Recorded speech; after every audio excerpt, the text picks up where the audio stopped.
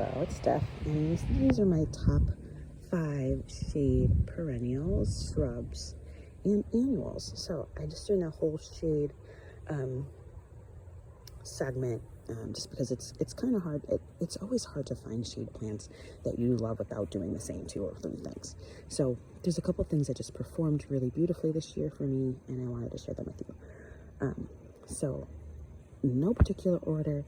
I'm going to start with the Summer Crush Hydrangea. I ended up starting with 2. And again, these are pretty much in full shade and they're still flowering. I think it's just amazing. The color is gorgeous. They're not huge blooms.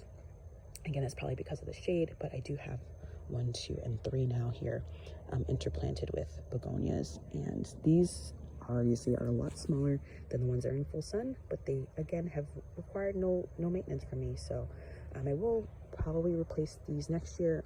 Well, next year I think I'm going to put Impatiens up here just because they just do better in the shade, and they'll get full size, where I'm going to be using begonias more in part shade and full sun areas.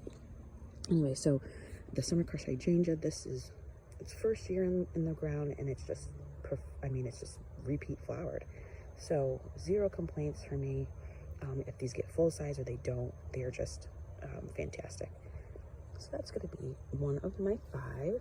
The other one's going to be this guacamole hosta that I bought. It's $5 at Home Depot, and it's had great growth.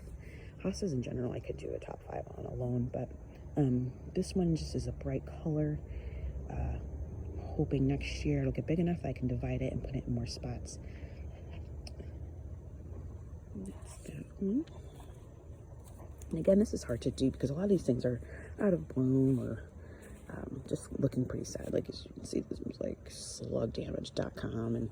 But the next one on my list would have to be, this might be my favorite shrub. If I have to, this one's in a tie with something else, but this Penny Mac hydrangea I bought for $5 as a video that I have talking about these. I bought them for $5 on clearance, and they have just performed. I mean, they've just the growth. Look at the size. Look at this, gorgeous.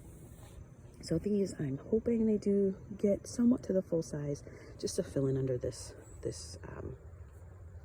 window. It should get about that big, and if it blooms a lot or if it doesn't, it'll just be a great anchoring spot in this bed. It's not very wide, it's not very big, so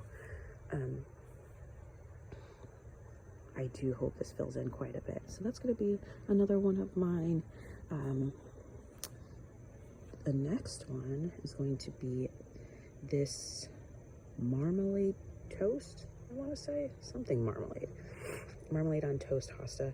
I bought this and divided it. So it's 1, 2, 3. I bought this for clearance on clearance for $4, and it's already pushed out 1, 2, 3, 4 leaves, and I bought this maybe 3 weeks ago. Again, I just can't complain. It's just a well-performing hosta, beautiful color, shiny leaves. I'm looking forward to these getting full size, and again, spreading it around more, giving some away, and that type of thing. So the last is going to be this lady's mantle. Again, it's had its struggle, but I do love the leaf structure.